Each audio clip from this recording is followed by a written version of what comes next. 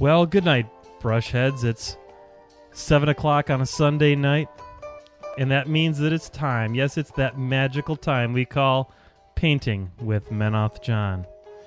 Oh, yeah. It's time for the dulcet tones to come to you here on a Sunday night.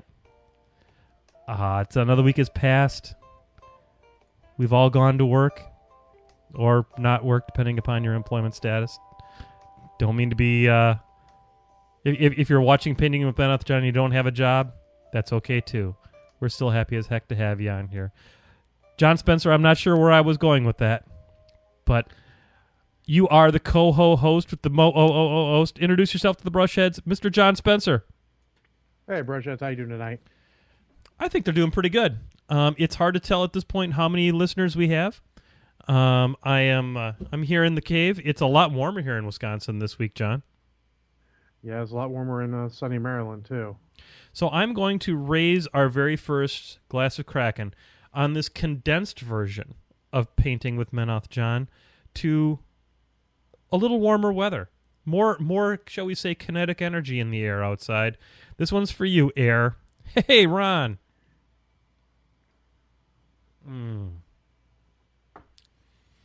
Yeah, it's a lot better than it was last week. I am happy to be here. Just as I may have mentioned, we have a slightly shorter version of the Sunday Night Extravaganza. We are going to be cutting the show to 60 minutes this week as a result, due to the fabulousness that is Cosmos, that is going to be on Fox tonight. And I want, for all of you brushheads out there, I highly recommend that show. Neil Tyson is a heck of a physicist. He's going to revive Carl Sagan's show, and it is going to be amazing, and it's going to be on Fox tonight at 8 p.m. Central. So if you're in the United States, I highly recommend you watch that. So, John, I understand, because we have a compressed show, we're going to have to kind of move things along. We usually have a little bit of banter here at first and kind of get things going. I'm going to switch over here to our, let's see, I'm going to switch over here to the...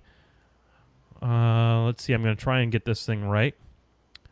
And we are going to dissolve into the painting cam. There we are. And we're going to bring up the... Whoa, that didn't work. Okay, hang on. We got to get this going. You got that going. And we're going to dissolve. Oh, this is really awesome. So let's see, get that going and get that going and resolve. There we go. Now we finally got the camera where we want it.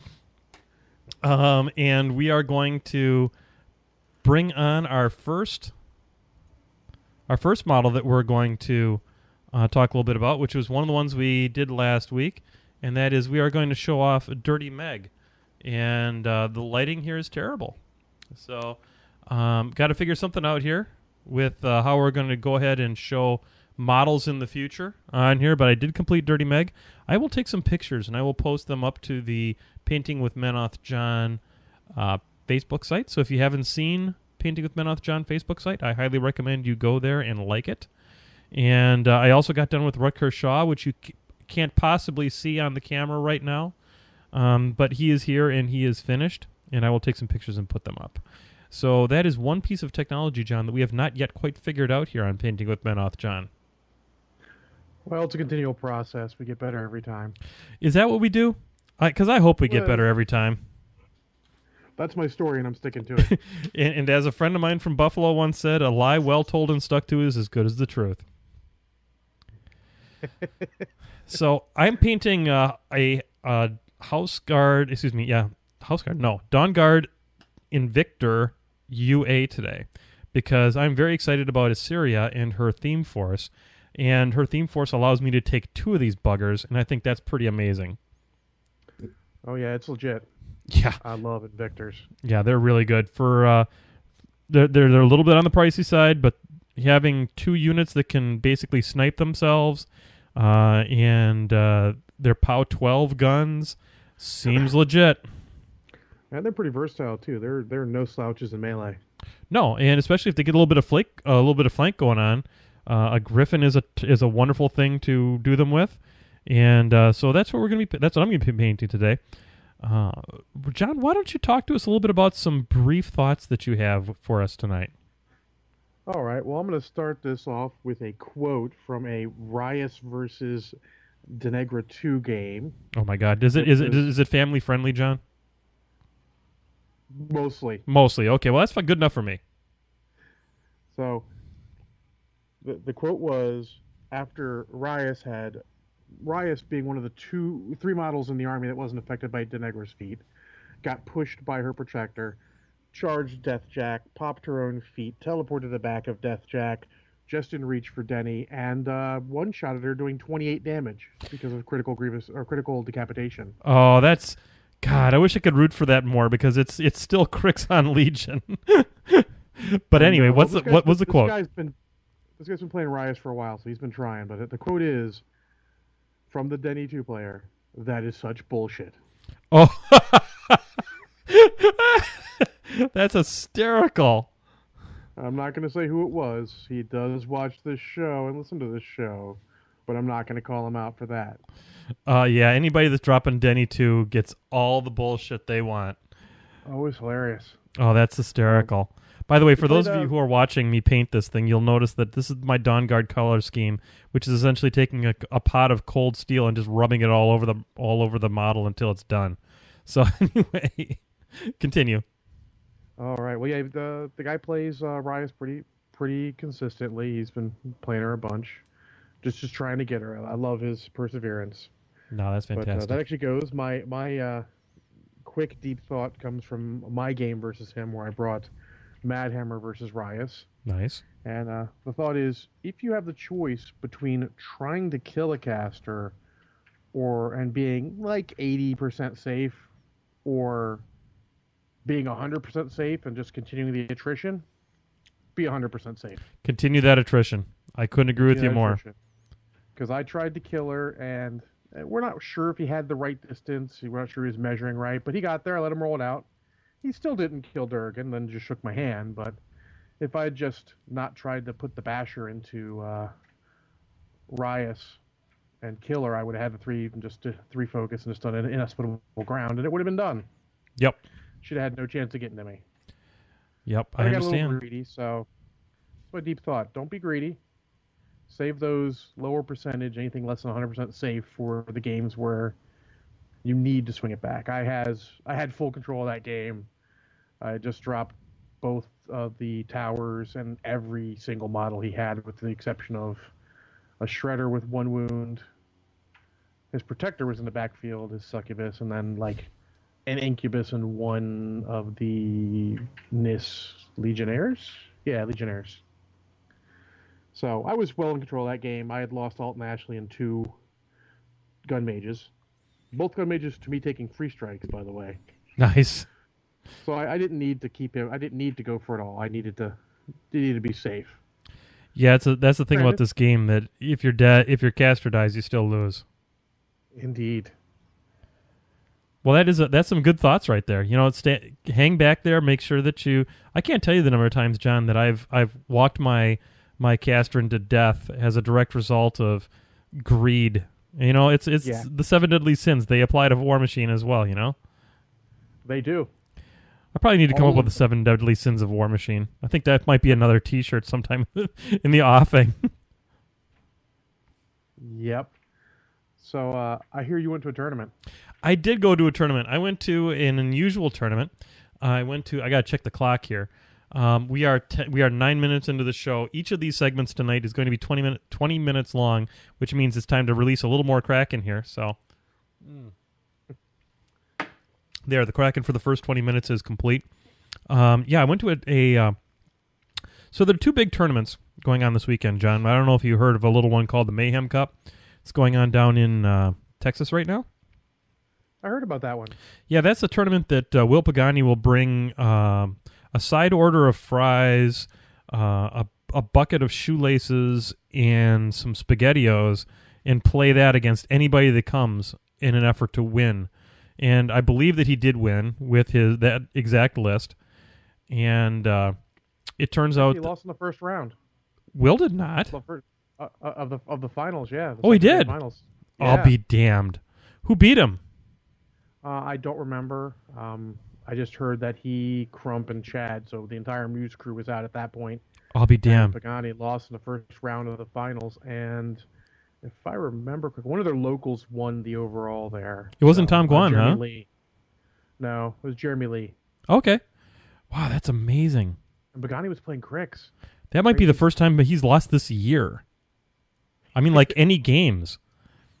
Not quite, but it's close enough to say that. Wow. That's amazing. So, then, good on you, whoever won. That was the other tournament. The tournament I went to was not the Mayhem Cup. It was an Unlikely Allies team tournament with a super sweet guy, Chad Kaufman from the greater Chicago area. And if you've never played an Unlikely Allies, it's essentially one person takes and builds a 25-point list. Your partner builds a 25-point list, and you play them as in the same as friendlies. In other words, so it's always a wonderful thing to bring bring Signar to an event like that, because so many of their spells and so many of their abilities are friendlies because of their high use of mercenaries. And so that's what I did. I took Haley 1 with Thorn and the Squire. And then I took I took Nis with Murdoch. And I did not have Finn. If I had had Finn, I would have brought Finn.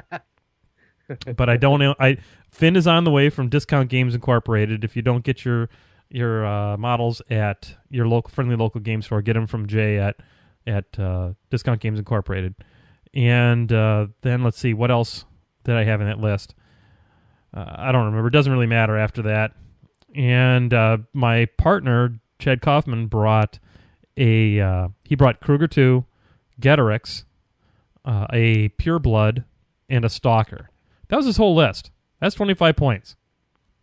And we won. We won. Excellent. It turns out that that Temporal Barrier and Kruger 2's feat at the same time, pretty ball busting. Pretty ball busting. So. In the first round, we ran into Major Tusk and Jordan from Madison, and he put and Mr. Tusk brought Thor with the Earthbreaker, and he got Thor just a little bit too close, and he didn't realize how far Thorn can move. And Thorn, I chain lightninged Thor to death, top of turn 1. So he never got off a shot with Earthbreaker with Thor tuning it up. And I killed Dougal. And on the same chain lightning, I killed Dougal, and I killed something else that he loved too. So I rolled 5 on the chain lightnings.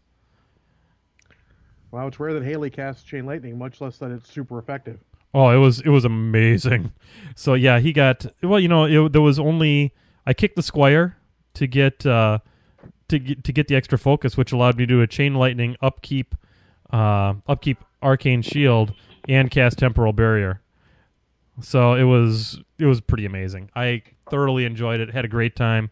I played Tusk in the first round. The second one we played Dan Skybo and PG Stormbringer with a Barnabas list that was paired with Sorsha 1. In that Earthbreaker one, it was Madhammer with Sorsha 1. And then I played Sorsha 1 versus Sorsha 1 and Barnabas.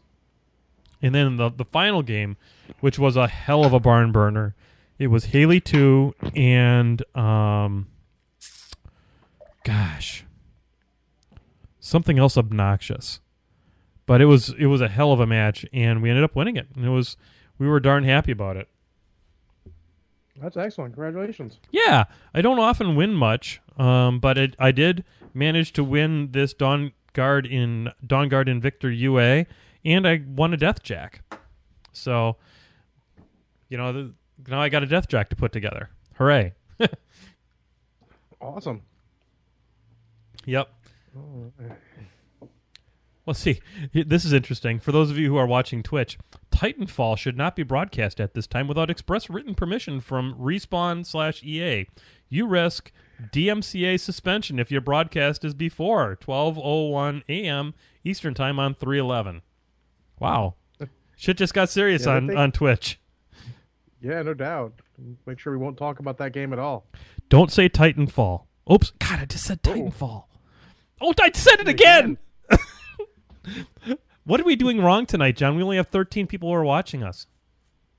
I don't know. Maybe everyone's getting ready for Cosmos. Didn't realize that you were going to cut it short today. Man, those people. We need all the brush heads. Anyway, so there we go. We'll try to get. Maybe they got so frustrated with me sending out all those messages when I was testing everything out yesterday that they stopped watching the show. That's possible. God, I hope that's not the case. I hope I didn't ruin the show in one fell swoop. Nah, I don't think so. I think it's just, none of my locals are here except for Vanyan. So, I just imagine just people didn't realize it. Some people just doing other stuff. It happens. Unbelievable. We're slightly ahead of schedule. I cannot possibly believe that the brushheads would desert us so. Yeah, we're a little ahead of schedule, but we need to be because we got a lot of flippity bloops this week for a compressed show. So I'm going to kick this. Hang on. I'm trying to snake my crack. I'm going to try and snake my Kraken. That sounds ridiculously dirty. I'm going to snake my Kraken bottle here in between all the wires so that I can get a little more Kraken in my glass. There we go. And I'm going to kick it over to Mr. John Spencer for our first flippity bloop. All right. Well, my first one I'm going to mention is from Frank Thompson. He put one on the Facebook page and sent one to me directly. Okay. His Facebook one is when we answered last episode, so he can go listen to that. I know he's a little behind from his move to the UK. It's all good. But his other one is, how many factions is too many? I'm going to let you answer this one first. Well, I'm going to assume he means to own. Yep, that's I know what he's gone down to pretty much just Retribution. I'm going to say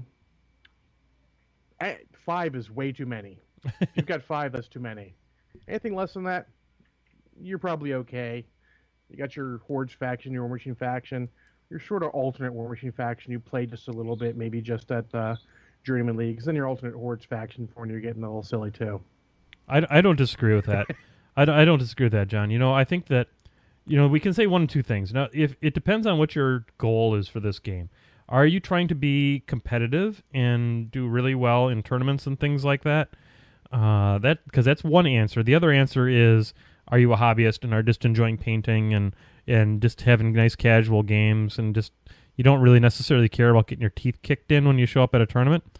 I'm going to answer the first one first. If you want to be a competitive player, unless you're Will Pagani and you own a game store to where you can really spend a lot of time practicing and playing, and I forget, I heard some ridiculous statistic about how many games per week that guy gets in, but it's a big number. And unless you're him, I think that 5 is a fine number. I mean, 5 is actually starting to get large. But I would say that if you're trying to get competitive, you really ought to focus in on just a single faction at first, and just really try to master each of those different casters, and take a list and really work on it iteratively. Don't blow the whole list up, but just take it little bits by bits and make changes to it. Now, if you're just having fun, then honestly, you need to look at your bank account. And that's where the answer to the question lies, is, how much can you afford? Because this is not a cheap game. And if you can afford to have, 6, 7, 8 factions, whatever, maybe you only have a list or two out of each of those different factions. But remember, if you're planning on wanting to take those to a tournament or something like that, you're going to need at least 2 lists. And so you need to kind of keep that in mind as you're working through how many lists do I want and how much money do I want to spend on this game. So it's kind of a prolonged answer, but there you go, flippity bloop. All right, the next one is from Cliff Hughes. And he says, a food you want to try but haven't yet. His is kimchi. Closest Korean place is about an hour away. Okay, I've had kimchi, and if you like sauerkraut, go ahead and muscle up to the kimchi.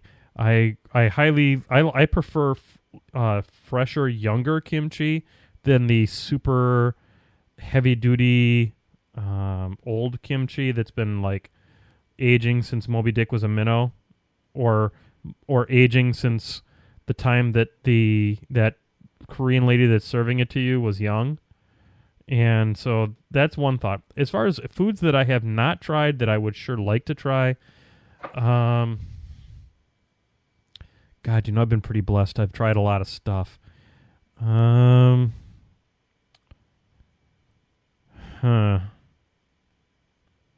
You got anything, John? I'm going to say that he didn't because he hung up on me, or at least technology hung up on us. So I'm going to go ahead and I'm going to say that I would be willing to try. Gosh, I don't know what I'm willing to try. So anyway, so here we go. We've had another technical glitch with John Spencer and the internet, and I'm going to try and bring him back up right now. And I hope everyone out there is still doing great. So as you can hear, we're trying to bring John Spencer back up on the phone here.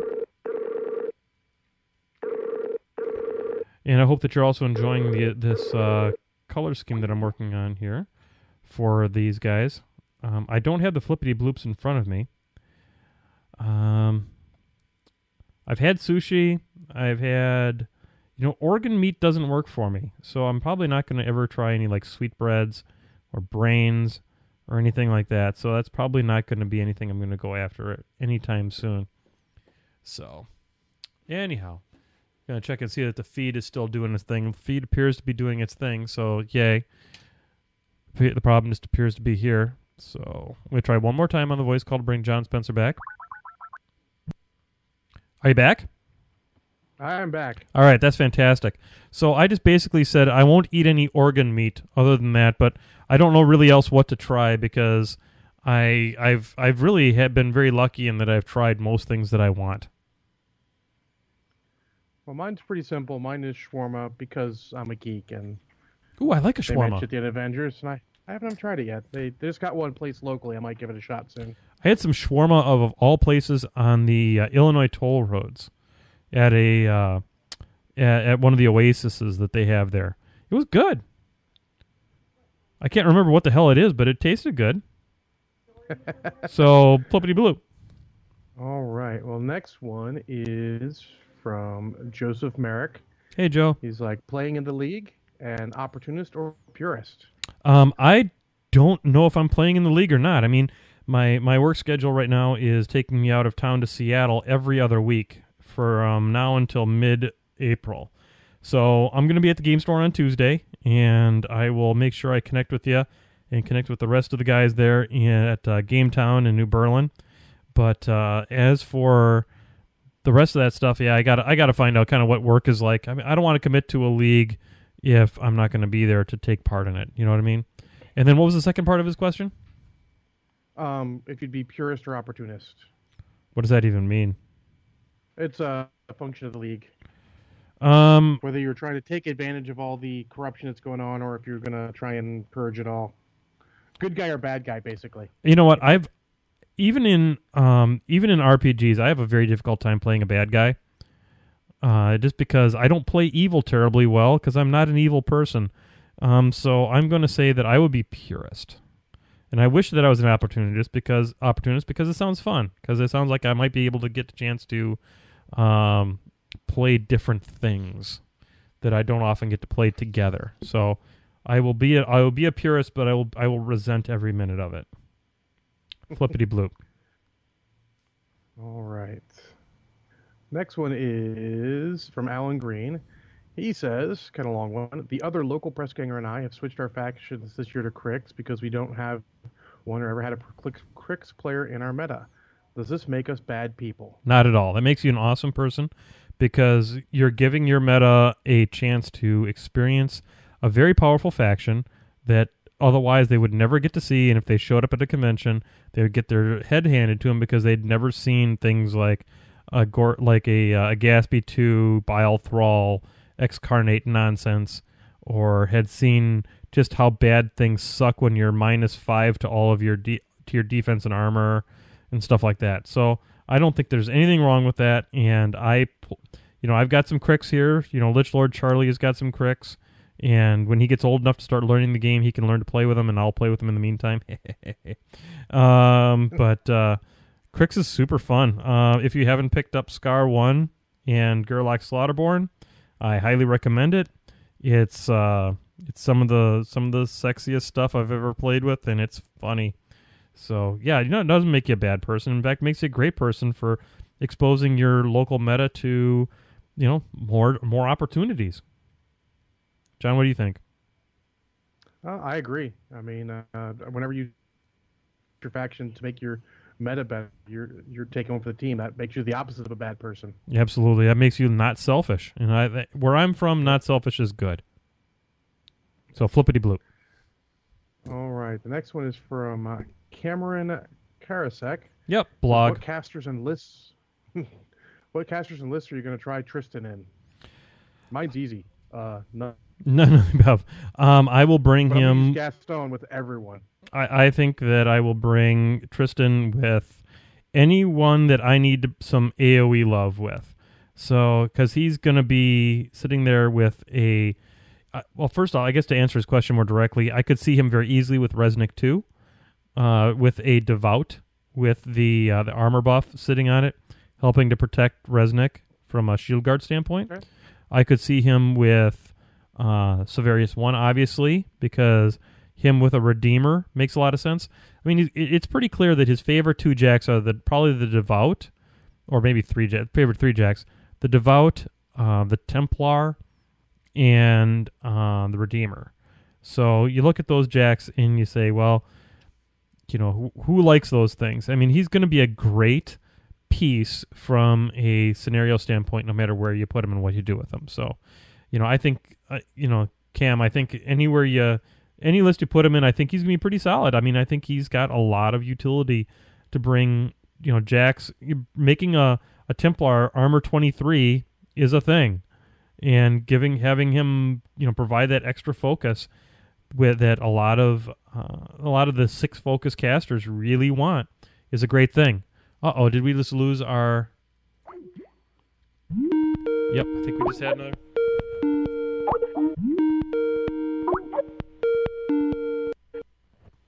Okay, I think are you there? Yep, I'm here. Okay, we had a heart attack there for a second, but now we're back. The stream is still running, I think. Yep, stream's still running. Okay, so that's good. Anyway, so I think I'm done with Cam's question. Tristan all the time in any list you want. Bring a Redeemer. If you want AoEs, he's your man. Boom, Flippity Bloop. All right, Brian Fox wonders, what's the most underappreciated models in War Machine? The most underappreciated models in War Machine. Idrian Skirmishers. Ooh, I'll agree with that. I think that they got knocked down from godhood status in Mark 1. They were 8 kinds of different ridiculous in Mark 1. And I think they got knocked down a few pegs, but I still think they're legit. I think that they bring a lot to the party. And so I would say Idrian Skirmishers. What's your vote? I'll definitely thumbs up the Idrian Skirmishers. I'm going to actually say Steelhead Riflemen. Love those guys. Faction choice. They're really good. I'm kind of down with Vanyan here with the Nail. Oh, yeah, Nail. I haven't had a chance to use him yet. I will when I get back to Retribution, but he seems underappreciated. Vanyan, I'm going to make a brushhead promise. They talk about pinky promises out there in the real world. I'm going to make a brushhead promise. I'm going to make a brushhead promise that this week I'm going to play Nail. I don't know what I'm going to do with him, but I'm going to start to figure him out a little bit because I think that he's got a lot of dark horse potential, and I'm going to play a little Vanyan this week. Not a little Vanyan. I'm not going to play Vanyan. That'd be terrible. But I'm going to play some Nail just for you, since you liked the podcast this week. So there you go. Flippity damn blue. All right. Next, let's see. I've got Sean Colburn, Mm-hmm. who asked the best procedure to what's the best procedure you have to prolonging the life of your brushes? Okay, here. I'm going to put my brush down for a second. The best thing you can do for your brushes is wash them out a lot. Don't when you're using them, you don't want to let the paint get all up into this ferrule part up in here. That's ferrule, not as in feral warp wolf. That's this part of the brush, and you don't want to let the paint get up in there because that goofs up the glue that's up in there. So you don't want to do that. The next thing you need to do is you need to buy some of this stuff, and I'm going to put it up on camera. It is the Masters Brush Cleaner and Preservative. This is a soap that I'm going to try and hold it here so that you can actually see the labeling. In Vanian, you're absolutely right. You got to clean them. And this is the best stuff for cleaning them. And you just put a little water down in here, and then you kind of just swish your brush in there. And what that does is that gets all those nasty dried paints up out of the ferrule, and the paint also helps kind of break down the glue that holds the brush pieces inside. And the other thing to do for your brushes is buy a good brush. You want to buy a really good brush, and I will tell you the day that my painting skills improved was there were two watershed days. One of the days was the day I discovered Devlin Mud, because that's just talent in a bottle. And the other day is when I discovered the Winsor Newton Series 7 brush. It's a wonderful, wonderful sable brush. It is from England, which I'm not sure if that makes it awesome or not, but it certainly makes it sound... these brushes have a wonderful accent that make them sound more intelligent than they probably are. And I think that those are huge deals. And then you use that brush soap on it. Not all the time, but maybe, once a month. You go through and you wash them out and you get them. Depends on your use. Either once a week or once a month, how often you want to do it. And then also make sure, the other thing I do is when I'm done with my brush, I wash it out really good, and then I take my paper towel and I hold the brush so it's on its side, and then I roll it so that I always leave the brush in a nice fine tip, and I let that dry that way so that it makes sure that it'll wick the water out, and it will leave you with that nice tight tip on your brush that you need in order to get good detail work. So those are my tips for brush care. John, do you have any you want to share? I think you pretty much covered. I'm going to throw a counter in there. Okay. Until you're ready to get the soap and take all the extra time to take care of your brushes, just buy cheap army painter brushes or something and just use them and chalk them. Agreed. There's something to be said for that. Your brushes, when they start not being able to hold a tip terribly well, then they become dry brushes. Then when they can't even do that anymore, then you throw them away. But the sable brushes are expensive. I would get them at dickblick.com. They have wonderful prices on the Winsor Newton Series 7. The soap, I believe you can get the soap even at Hobby Lobby and Michael's. So keep your eyes open for it. Or I know Dick Blick has it for sure. So there you go. Flippity bloop. All right, the next one is from Scott Hebel II. Yep. How many of your shirts would I have to wear to stop a 9mm bullet? Well, that's a funny story because my shirt came with a hole in it. And I'm not happy about that. In the underarm. Belinda is going to sew it up for me because she has the talents. But so I'm just glad it wasn't any of your guys' shirts out there, but mine had a hole in it. I would say that it would take probably 30 or 40 of them to stop a 9mm bullet. And the next time that we have a Painting with MenothJohn shirt sale, I recommend you buy that many and try it. I can't say it's going to work out terribly well for you, but if you want to buy them and try it, be my guest. I will say avoid bullets. Just avoid them. They're bad news. It's probably the right call, but I'm trying to sell some shirts here too. So flippity bloop. All right, Damian Zealot, who's actually Greg Appel. I'll throw his real name out there since he's my cousin. Okay. He's asked, what is your favorite type of sushi? Also, have you ever eaten eel? I have not eaten eel. I will not eat eel. It's not something that appeals to me. I do like sushi, and my favorite kind of sushi is the spicy tuna roll. I know that's a little pedestrian, I'm not going to roll up on octopus. I mean, I probably would try octopus just to try it, but I'm not sure. It looks rubbery, so I'm not sure how I would like it. But I do love a spicy tuna roll. What about you, John Spencer? I'm not a big fan of sushi, but to quote my one of the locals at the store, Jeter, I'll try anything twice. There you go. I love sushi because you like. No, And I I have don't know. not eaten eel. It's just not.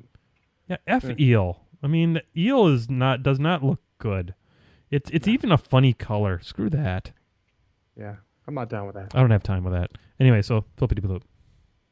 All right. Jason Belshaw says, you play Menothohn Retribution, obviously talking to you. Yeah. Have you ever considered a Hordes faction? If so, which one and why? So once upon a time, long before this show started, I had I had circle. I had a huge circle army. I had did I had Legion. I've had Legion like 2 or 3 times. Let's see. I have never had Scorn. Let's see. What else have I tried? I've had Trollbloods before. So I've had all the factions before, and I've sold each and every one of them.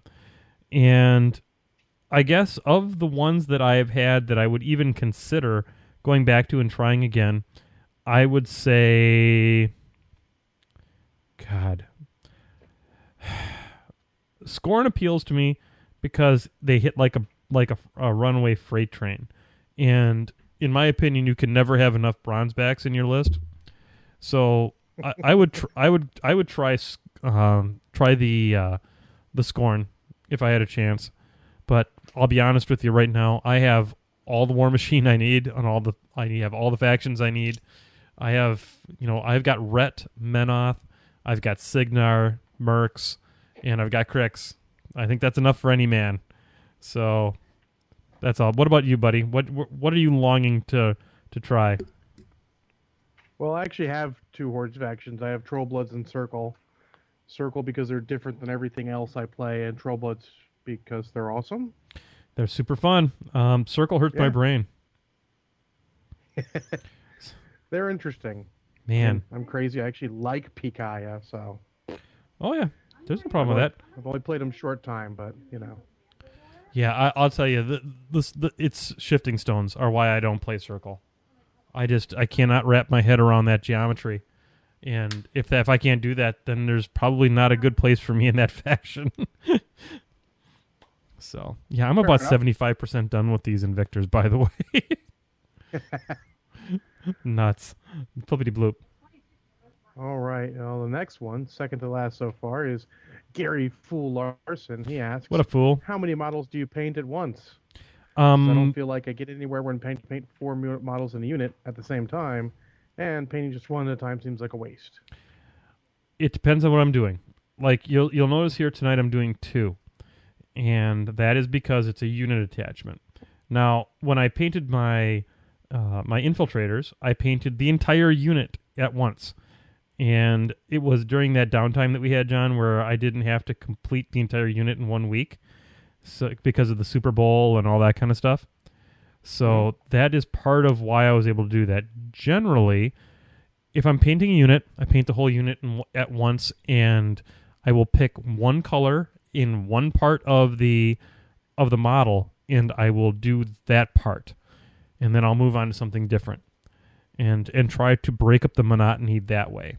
But I'm with you, fool. It is a very arduous process. It's very difficult to remain motivated when you're painting a lot of that kind of stuff, which is why I try to also I try to circulate between doing units and doing warjacks or something that is, or solos, and try and go back and forth so that I don't burn myself out.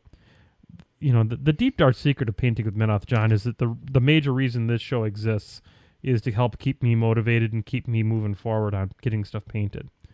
And so I do try to set myself achievable goals for the week, which is usually, honestly, 2 or 3 models is about what I'm going to get done a week. So, what about you, John? Well, I like to take the guys who are all posed the exact same, since I don't have individual models for all the guys, and just do them at once. That makes sense. You know, I'll do all the colors, all one color on them. We'll get them, you know, maybe not all the way done, but like all the large areas done. and then I'll go to the next group, and the next group get the whole unit done like that. And then when they get to the smaller colors, I'll go through the whole unit because it doesn't take a lot. That makes a ton of sense. That makes a ton of sense. One of my old GW buddies once said the best way to paint the army is you paint a unit, and then you reward yourself by allowing yourself to paint, a solo or a character or a warjack or something. That's an interesting perspective. Yes.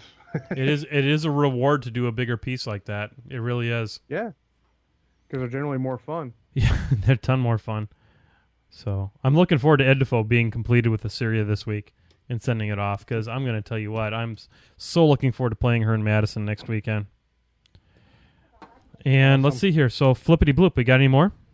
We got one more from Raymond Strub. Okay. He asks, what do you suggest to use when you have a plastic model that has a pitted area due to whatever reason? A pitted area on a plastic model. This is going to take a little cracking. I got to have a little sip of cracking before I answer this question. So there's a couple options.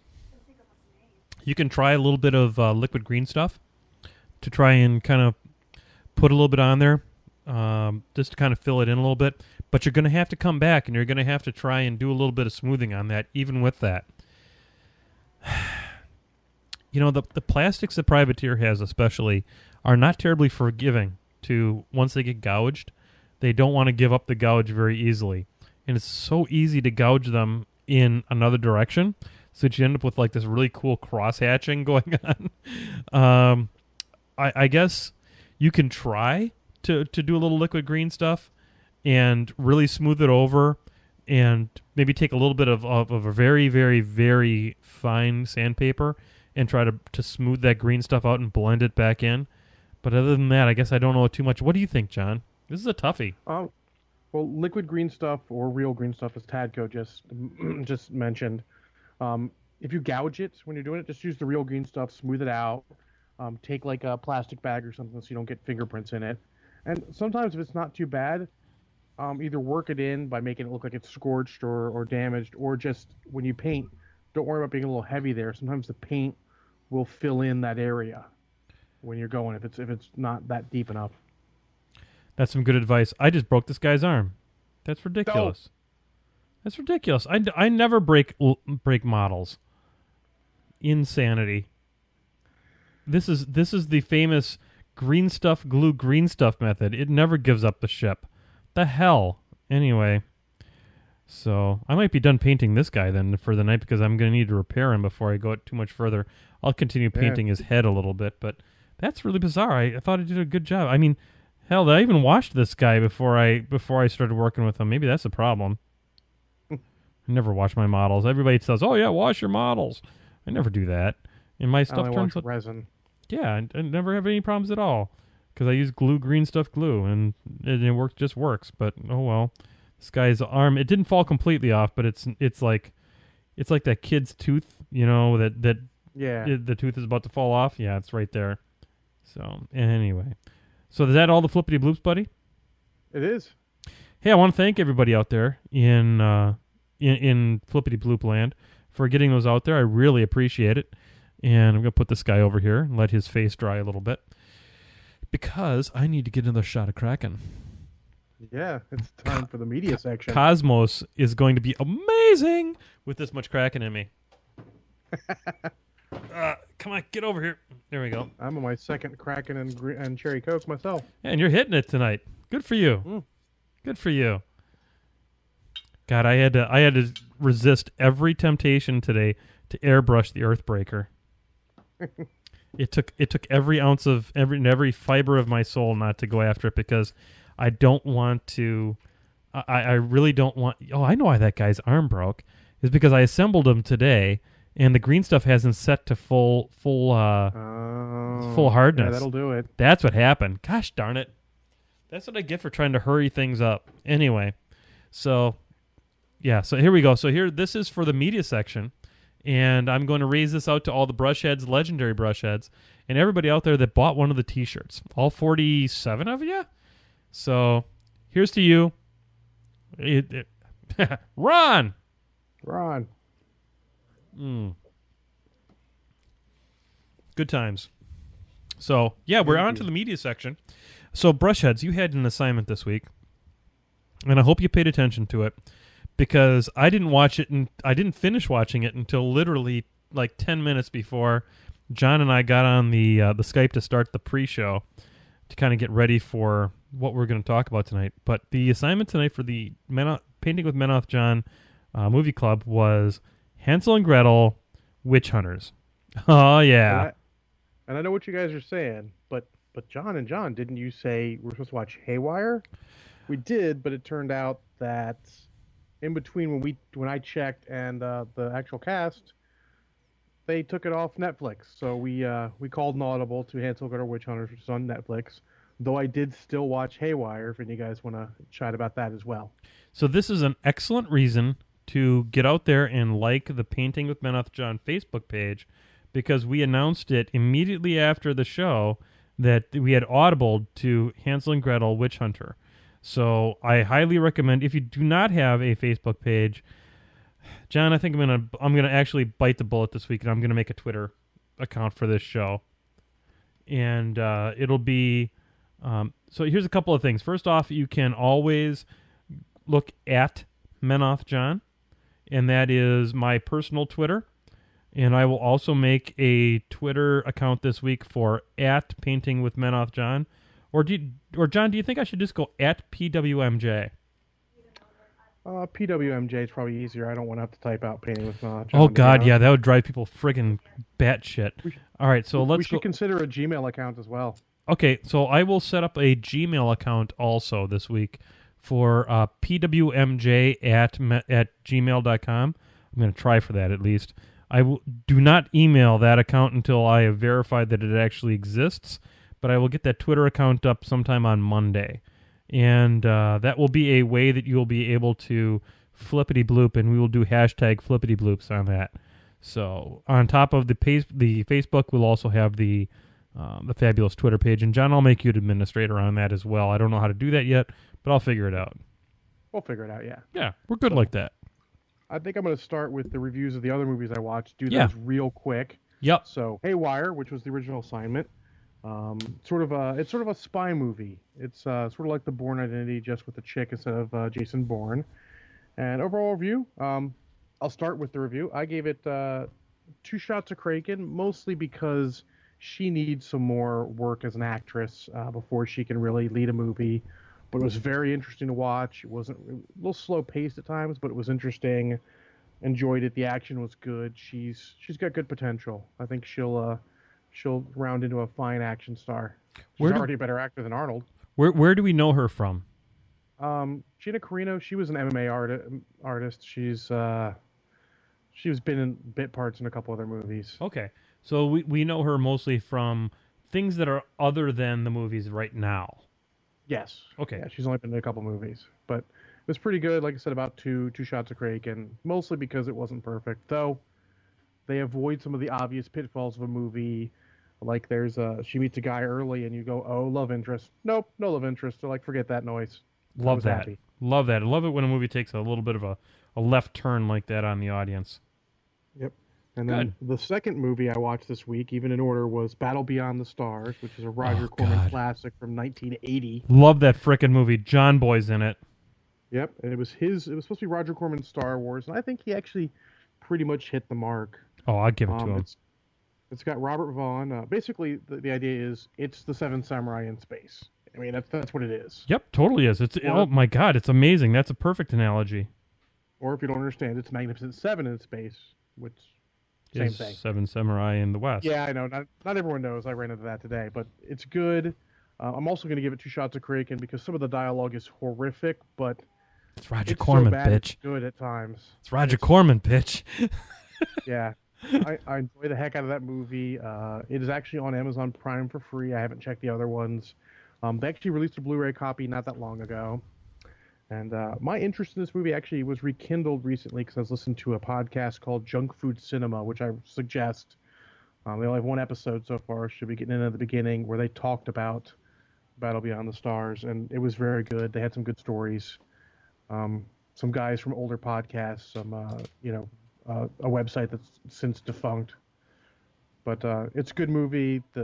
Honestly, the models are great considering the shoestring budget. They paid most of their money for Robert Vaughn, who plays his exact role from Magnificent Seven, and George Papard is the other big lead. Neither of which have a lot of screen time. But so for those of you who don't know who George Papard is, he was on the A Team. If you don't know who the A Team is, stop listening to this podcast. So yeah, there you go. Awesome, John. John, you still with us? So we probably have just had another technical glitch. So we're going to try and bring John back up onto the show here real quick here. Yeah. Here we go. So yeah, I opened up my mouth and went ahead and blew up the podcast again. So there you go. So yeah, Battle Beyond the Stars. I can't say enough about it. And it's awesome. Yep. Check it out. It's amazing. It's good. It's amazing. So now can we get on to for the last 10 minutes? Yep. God, that's all we have left. This show does have to be 90 minutes. There's not enough. 60 minutes is not long enough for all this awesome, as you said earlier today. We talked about it, Brush Heads. We're probably going to start a half an hour early, at least until Cosmos is done. Yep. I have to watch that with my kids. This is like one of the watershed series of what. Hopefully, the DVR. What's it? I don't have a DVR. Shocking. Yeah, I know. Yeah, it is. It's the thing. I have to say, my TiVo is one of our best purchases ever. I don't have I don't have cable. I don't have a TiVo, and so I'm not going to get one. So anyway, yeah, we're going to move the show to 6:30 so that I can watch Cosmos and so that you can watch Cosmos. Consider it a Painting with MenothJohn imperative. That if you're a brushhead, watch Cosmos. Neil Tyson is just an amazing guy, and he's gonna hopefully make our kids smarter now. So watch it. Anyway, so there you go. So let's talk a little bit about our assignment, Hansel and Gretel, Witch Hunters. This stars the guy from the Avengers movie that played Jeremy Hawkeye. Renner. What's his name? Yep, Jeremy Renner. Yeah, I don't know names, so you're gonna have to help me. And then who's the chick? Gemma Arterton. Gemma Arterton, and she plays Gretel, and they are. It's a funny movie. Okay, spoilers. From here on out, it's all spoilers, so just deal with it. Yeah. If you haven't seen it and care, turn out now. Tune out right now. You have 5 seconds. 5, 4, 3, 2, 1. Okay, so ostensibly this movie takes place in spoilers. So ostensibly this movie takes place in the fairy tale past, and so it has a bit of a medieval kind of a feel to it. At the same time, they speak like it's like the 20th century, and the dialogue is simply straight up 20th century, and all of the occasional swearing that goes on in the movie and their speech patterns, you would swear to God it's straight up the 20th century. Indeed. That being said, this movie's awesome. Yeah. I love that it's not too cool for school. I mean, you're worried that they're going to make some of the characters super cool, can't be bothered, that kind of take it too seriously, but they don't. No. They play it. They know what they're going for, and they hit all the marks for it. Mm-hmm. I think that so I'm watching the movie, and the whole time I'm watching the movie, I'm like, cool. I'm watching Hawkeye, the movie, but with witches, and I'm like, I'm okay with that at this point because I like the guy. I like Hawkeye's character from the movies, and I like the everything about this movie, and it worked out really, really good. So can't say it. They sold it. Yeah, go ahead. Go ahead. You go ahead.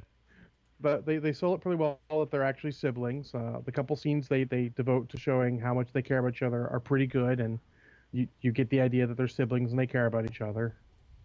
Absolutely. You most certainly do. And there is an eventual love interest that I really, really, really enjoyed. And I thought the big bad was big and bad. And I thought that the humor that they pulled off in here, my son Signar Jake, who was playing at his computer during the show and was not watching this movie. Do not watch this with a young child. No. No. Was wondering why I was giggling so much. And it's because this movie has some lines in it that are just absolutely hysterical. Can't say enough good things about it. Yeah, I had seen it in the theater actually because I'm crazy like that. I knew it was going to be, and I knew I can see that in the theater someday, and I did. And then watched it again today. It's good. I like this movie. Yep, I can't highly recommend it enough. You know, it's got, you know what movie honestly, John, it reminded me a lot of. It reminded me a lot of John Carpenter's Vampires. Have you ever seen that movie? Yeah, I have. It reminds me of that, just better. Like, I don't know that maybe the acting isn't necessarily better, but this movie knew what it was, and John Carpenter's Vampires, I think, was that tried to be too cool for school sometimes. Oh, really? You think so? I do. I think they had the humor in it. It just missed the mark. Yeah, in my opinion. Well, you know, I think we're certainly welcome to disagree slightly on that, just a little bit. But I think that John Carpenter's Vampires, with the whole with the way that James Woods played that part, I think he was pretty self-aware that he was in kind of a B-rated movie. Oh, definitely him. I think it was the rest of the cast they had. Okay, that I'm willing to give you. The rest of the cast did not play it as silly as James Woods did, but the whole part in, you know, we need to assign John Carpenter's Vampires as a movie sometime, because that movie's hysterical. Let me take a look. Yeah, we'll think about it. The whole scene in that movie at the hotel, but was pretty amazing. But anyway, we're here to talk about Hansel and Gretel. True. And the reason where I loved it was they're at the part where they're going to go after the big bad, and they've discovered the white witch that's going to help them, and she brews up some stuff to bless the weapons so that they'll actually work, and that the black magic won't work on them. he whips back the big tarpaulin. How about this? And it's like all this armament and ammo and all this stuff, and none of which belongs in the time. Oh, not at all. They're like Gatling guns and incredible shotguns and bandoliers of 50 cal armor. I mean, armor-piercing rounds and things like that. Oh, also, my favorite piece of armament ever, the Claymore releasing rifle round that shoots out the ball bearings and all that stuff that ends up blowing up the big bad's witch stick. That was pretty cool. Yeah, it's a good movie. I'm gonna give it 1.5 shots of Kraken because it is still, you know, a little cheesy, but it knows it's cheesy and you love it for it. Absolutely, it was cheesy. It was. I'm gonna give it a solid. I'm gonna give it 1.5 shots of Kraken too. Maybe even go down to 1 shot of Kraken if you are a fan of the Avengers. And if you're not a fan of the Avengers, I'm not sure what you're doing on this show. But, John, if you look at the time, it's Cosmos time. Yes, it is. I got my TiVo ready to rock, and you're ready to go see it with your son. So you betcha. So I'm going to wish good night to you, Mr. John Spencer. Thank you for an awesome show as usual. No problem. And I'm going to say goodnight to all the brushheads, the legendary brushheads, all the legendary brushhead wannabes. You have yourself a wonderful evening, and you take care, and we will see you next time on Painting with MenothJohn.